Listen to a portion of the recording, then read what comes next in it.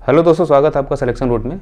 आज हम इस वीडियो में भारत के गवर्नर, गवर्नर जनरल और वायसराय उनके कार्यकाल देखेंगे। ये जो आपकी समीक्षा अधिकारी का जो पेपर होगा 11 फरवरी को, उसके लिहाज से देखें तो ये चीज़ें काफ़ी इंपॉर्टेंट हो जाती हैं। आप गवर्नर जनरल को डिटेल में लूसेंट से पढ़ लीजिएगा, लेकिन यहाँ पर जो हम बंगाल के गवर्नर, बंगाल का गवर्नर जनरल, उसके बाद आप देखेंगे भारत का गवर्नर जनरल और भारत के वायसराय, ये जो है हम पूरा क्रम वाइज लिखे हैं। इसमें कोई भी गवर्नर जनरल या बंगाल के गवर्नर या भारत का गवर्नर कोई ऐसा जो है मिस नहीं है। इसमें उनके कार्यकाल जो है एथेंटिक वे में हम लिखे हुए हैं। अगर आप उनके कार्यकाल ही आप याद कर लेते हैं गवर्नर जनरल के, वायसराय के, तो आप देखेंगे आधुनिक भारत में बहुत से ऐसे जो डेट दे के चीज़ें पूछती हैं, घटनाएँ पूछती हैं, और फिर उसके बाद उसके वायसराय पूछते हैं। तो आप ये चीज़ें अगर आप नोट डाउन करके याद कर लेंगे तो आप आसानी से वहाँ पे क्वेश्चन सॉल्व कर लेंगे।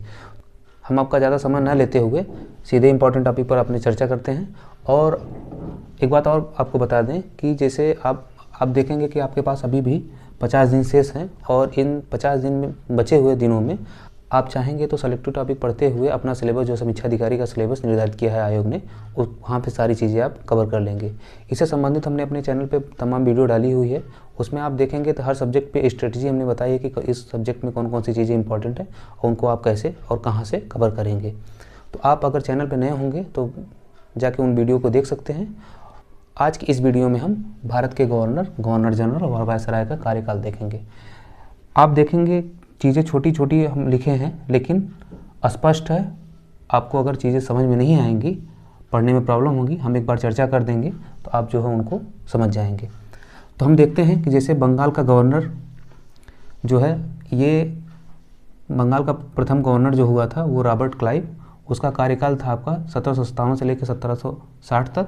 उसके बाद हालवेल जो बनता है बंगाल का गवर्नर, उसका कार्यकाल 1760 तक ही केवल 1 साल रहता है। उसके बाद वेंसीटाट का कार्यकाल जो होता है वो 1760 से 65 के बीच रहता है। उसके बाद आते हैं रॉबर्ट क्लाइव, फिर दोबारा बनते हैं।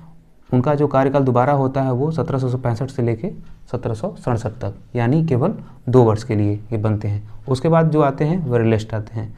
इनका जो कार्यकाल होता है वे 1769 से लेके 69, यानी 1 साल इनका देखेंगे। तो आप एक इसमें पूछता है कि प्रथम आंग्ल मैसूर युद्ध किस बंगाल के गवर्नर जनरल उस समय थे, कौन गवर्नर थे बंगाल के, किनके समय पे ये आंग्ल मैसूर युद्ध हुआ था प्रथम वाला। तो आप देखेंगे तो अगर आपको आंग्ल मैसूर युद्ध का डेट आपको याद होगा, गवर्नर नहीं पता होगा, और फिर अगर आप वेरलेस्ट का कार्यकाल जानते होंगे तो वहाँ पे आप निशान लगा देंगे कि इसमें कौन सा गवर्नर था उस समय।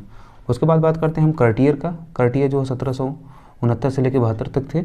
उसके बाद आते हैं वारेन हेस्टिंग, जो 1772 से लेकर 74 तक बंगाल के गवर्नर होते हैं। तो अब यहीं पे क्वेश्चन बनता है कि बंगाल का अंतिम गवर्नर कौन था, तो कौन हो जाएंगे आपके वारेन हेस्टिंग। फिर पूछता है कि अब यहाँ पे जो 1773 का रेगुलेटिंग एक्ट आया था, उसके तहत आपके बंगाल के जो गवर्नर थे उनको बंगाल का गवर्नर जनरल बना दिया गया था। यानी अब क्वेश्चन यहीं पे बनता है कि बंगाल का प्रथम गवर्नर कौन था। तो प्रथम गवर्नर तो आपका रॉबर्ट क्लाइव हो जाएगा। बंगाल का अंतिम गवर्नर कौन हो जाएगा, अंतिम गवर्नर आपका वारेन हेस्टिंग हो जाएगा। लेकिन जब प्रश्न पूछ देगा कि बंगाल का गवर्नर जनरल कौन था तो प्रथम, तो उसमें आपके कौन हो जाएंगे, वारेन हेस्टिंग।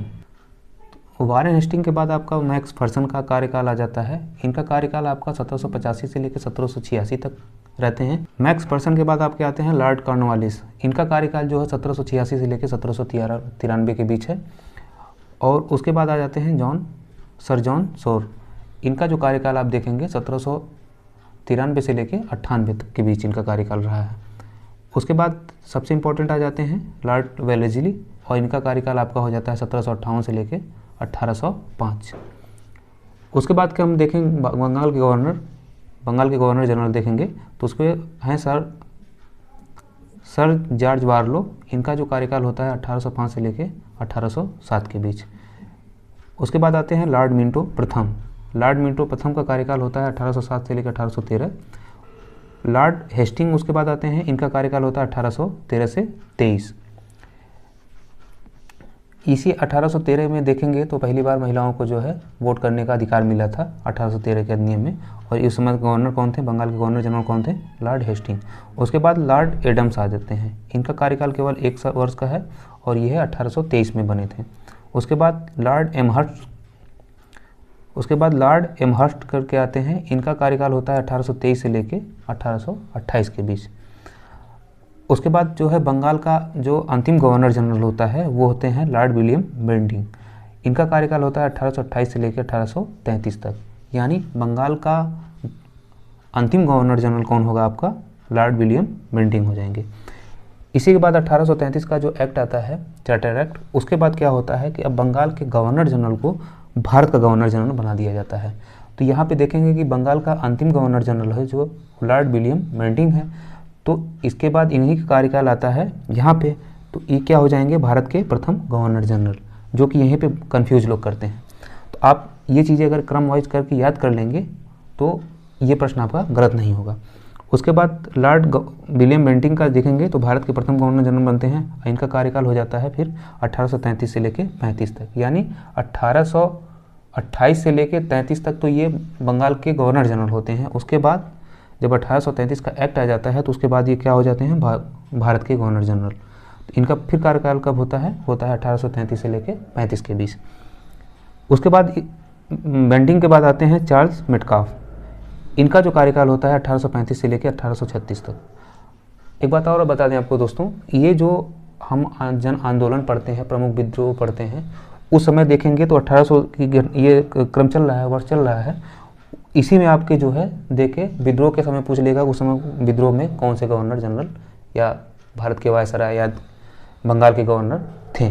तो अगर आपके पास कार्यकाल याद रहेगा और ये आप गवर्नर जनरल को याद किए रहेंगे तो इनके बीच की कोई भी घटनाएं दे देना, आपको तो पता रहेगा कि इन कार्यकाल के बीच ये गवर्नर जनरल थे, तो वहाँ पे आप आसानी से चीज़ें कर लेंगे, ना कि विद्रोह पढ़ेंगे फिर उसके बाद उसका जो है गवर्नर जनरल को याद करेंगे। एक बार ये क्रम याद कर लेंगे तो आपको कोई परेशानी नहीं होगी। हालांकि ये चीज़ें आपको थोड़ी सी टफ लग सकती हैं, जिन भाई बंधुओं ने, हमारे साथियों ने अगर ये चीज़ें किया होगा तो उनको पता होगा कि वो कैसे आसानी से प्रश्न सॉल्व करते हैं परीक्षा में। हम भी करते हैं, इसलिए आपके साथ ये जो है अनुभव साझा कर रहे हैं। उम्मीद है कि आपको हमारी बातें समझ आ रही होंगी। आप प्रश्न सॉल्व करेंगे इस तरह से पढ़ करके तो और बेहतर आप चीज़ें समझेंगे। तो हम देख लेते हैं, इसमें जो है लॉर्ड ऑकलैंड आते हैं मेटकाफ के बाद, ये आते हैं आपके 1836 से लेकर 42 तक इनका कार्यकाल होता है। उसके बाद आते हैं एलनबरो आते हैं 1842 से लेकर 44 तक। और उसके बाद आते हैं लॉर्ड हार्डिंग प्रथम, इनका कार्यकाल होता है आपका 1844 से लेकर 48 के बीच। उसके बाद आते हैं डलहौजी का जो है 1848 से लेकर 1856 के बीच होता है। उसके बाद आ जाते हैं लॉर्ड कैनिंग का कार्यकाल होता है 1856 से लेकर 1858 के बीच। इसके बाद जो है सत्ता आपको पता ही है, सत्ता चली जाती है ब्रिटिश ताज के अंतर्गत। इसके पहले तो कंपनी का शासन था आपका, ठीक है।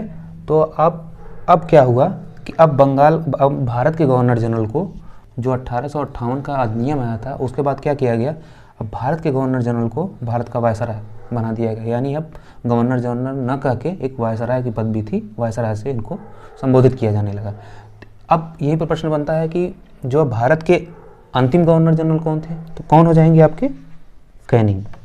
अब प्रथम गवर्नर जनरल कौन है, लॉर्ड विलियम बेंटिंक। इसके बाद पूछ देगा कि भारत के प्रथम वायसराय, तो इन्हीं का कार्यकाल अभी चल रहा है लॉर्ड कैनिंग का, तो यहाँ पे आ जाएंगे कौन, लॉर्ड कैनिंग। तो आप कंफ्यूज मत होइएगा। तो लॉर्ड कैनिंग भारत के प्रथम वायसराय बनते हैं, तो इनका कार्यकाल कब से कब हो जाएगा, 1858 से लेकर 62 तक। उसके बाद एल्गिन आते हैं कैनिंग के बाद। एल्गिन का कार्यकाल आपका हो जाता है 1862 से लेकर 1863 तक, केवल 1 वर्ष रहते हैं लॉर्ड एल्गिन। उसके बाद आ जाते हैं सर जॉन लॉरेंस, इनका होता है 1864 से लेकर 1868 तक। उसके बाद आते हैं लॉर्ड मेयो आपके 1869 से लेकर 72 तक, ये इनका कार्यकाल चलता है। आपको पता होगा कि प्रथम जनगणना इन्हीं के समय में हुई थी। उसके बाद आ जाते हैं लॉर्ड नॉर्थब्रुक, इनका जो कार्यकाल होता है 1872 से लेकर 1876 के बीच। उसके बाद आते हैं लिटन आते हैं 1876 से लेकर 78 के बीच, इनका कार्यकाल होता है। उसके बाद आते हैं रिपन आते हैं 1880 से लेकर 84 के बीच। उसके बाद आते हैं लॉर्ड डफरिन जो है 1884 से लेकर 1888 तक इनका कार्यकाल होता है। उसके बाद आते हैं डफरिन के बाद लॉर्ड लेंसडाउन का कार्यकाल जो होता है 1888 से लेकर 1894 के बीच इनका कार्यकाल होता है। लेंसडाउन के बाद आते हैं आपके लॉर्ड एल्गिन द्वितीय, एल्गिन द्वितीय का कार्यकाल होता है 1894 से लेकर 1899। अब उसके बाद आ जाते हैं लॉर्ड कर्जन। कर्जन आते हैं 1899 से लेकर 1905 तक इनका कार्यकाल होता है। तो अब यानी यहीं आ जाता है बंगाल विभाजन। बंगाल विभाजन किसके समय में हुआ था? आप देख रहे होंगे 1905 की घटना है, तो किसके समय में हो जाएगा? लॉर्ड कर्जन के समय में हो जाएगा। आप यहाँ पे देखेंगे तो तब उस समय की बहुत घटनाएं हुई थी आधुनिक भारत की। तो भारत के वायसराय आप पहले याद करेंगे, यहाँ से भारत के गवर्नर जनरल से लेके ये चीज़ें और भारत के वायसराय, ये इनको आप पहले याद करेंगे, क्योंकि यहीं से आपका जो है विद्रोह वगैरह चीज़ें आपको मिलने शुरू हो जाएंगी और यहाँ से आधुनिक भारत की पूरी घटनाएं इसी में समाहित हैं। इनको आप थोड़ा सा इग्नोर कर देंगे तब भी कोई बात नहीं है, लेकिन भारत का गवर्नर जनरल और भारत के वायसराय ये जितने हैं इनको आपको याद करना बहुत ज़रूरी है। उसके बाद देख लेते हैं हम लॉर्ड मिंटो। लॉर्ड मिंटो द्वितीय जो है वो 1905 से लेकर 1910 तक थे। उसके बाद लॉर्ड हार्डिंग द्वितीय, ये आते हैं 1910 से 1916, इनका कार्यकाल होता है। उसके बाद लॉर्ड जेम्स फोर्ड आते हैं 1916 से लेकर 21 तक इनका कार्यकाल रहता है। यानी आप जो कहेंगे असहयोग आंदोलन किसके समय में आया था, तो आप देख लीजिए किसके समय में आया था, किसका कार्यकाल पड़ता है इनके बीच।